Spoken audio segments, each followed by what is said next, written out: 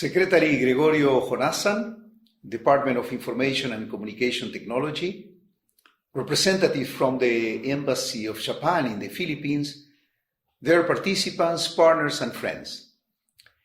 Let me start by congratulating the organizers of this workshop for their very timely initiative on human rights-based approaches to preventing and countering terrorist use of the Internet. This workshop is a collective effort with the government of the Philippines and is supported by a robust network of UN entities. And let me just mention all of them. The United Nations Office of Counterterrorism, the United Nations Counterterrorism Committee Executive Directorate, the Office of the High Commissioner for Human Rights, and the United Nations Interregional Crime and Justice Research Institute. In some way, we are gathering the best resources of the UN in this sector to ensure the most suitable and coordinated support to this country. My thanks, of course, to the government of Japan for its readiness and interest in supporting the organization of this event. And of course, I hope we'll enhance this collaboration with Japan in this critical area of work. So the question now is, why are we organizing this workshop? And let me share with you some background. According to Data Reportal, which is the online source for global digital insights, 4.66 billion people were active Internet users in January 2021.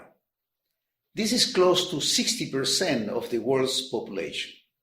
And in the Philippines, the number goes even up to 67% of the population, which is a lot. People use the Internet to socialize, to shop, to communicate, for work, for entertainment.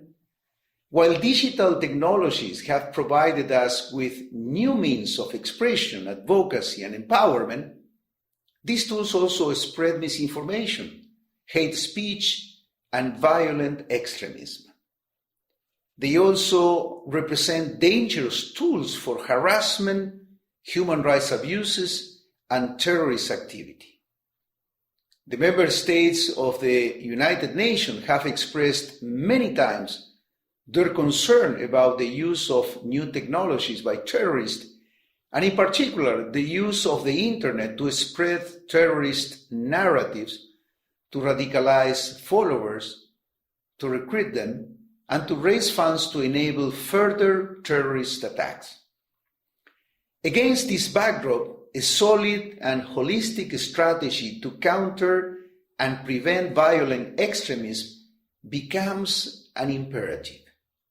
These strategies must ensure, of course, full respect of human rights and the rule of law.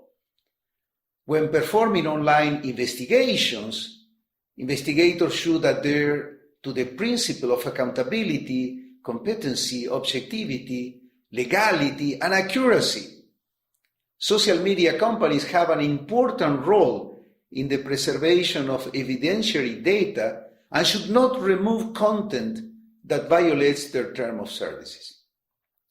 It is equally important to have laws that determine what data to collect and how to do it, as well as internal procedures to follow to ensure accountability of this process. The objective of this workshop is to raise awareness on these issues and to provide practitioners with additional technical tools and resources to effectively address the use of Internet and technology for terrorist purposes. As mentioned before, the workshop is guided by a human rights-based approach to preventing and countering terrorist use of the Internet. This event takes place just as we are in the final stages of the formulation of the first ever UN Joint Program on Human Rights, which is the result of a partnership between the government of the Philippines, the National Commission on Human Rights, civil society organizations, and the UN. And I would like to seize this opportunity to acknowledge all stakeholders involved in this process for their effort during the last 6 months in building this unique joint program. Today's workshop is also part of such investment. Finally, I would like to extend my deepest gratitude to our counterparts at the Department of Foreign Affairs, including the permanent mission of the Philippines to the UN in New York, as well as to Secretary Honasan and his team at the Philippines Department of Information and Communication Technology. My warmest thanks also to the representative of the various agencies of the government of the Philippines who are participating in this workshop, as well as to the representative from the Commission on Human Rights for their valuable partnership and interest in this event. Colleagues, friends, I wish you all a successful and fruitful discussion. Thank you very much.